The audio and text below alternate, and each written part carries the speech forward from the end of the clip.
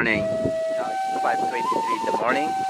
I decided to sleep here at the top of the canyon instead of sleeping in the tent because like I feel so hot down last night. Only sleeping on my sleeping bag and my mattress. So it was so cool.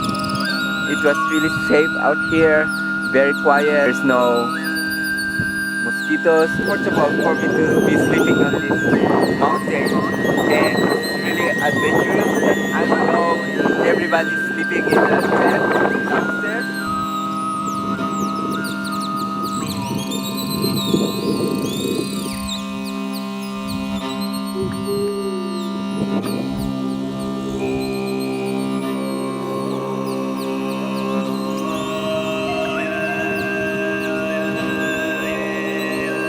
I cannot see any people awake yet on the tent in the lower part of the canyon, and I think it's still about 5:35 now in the morning, so I decided to sleep.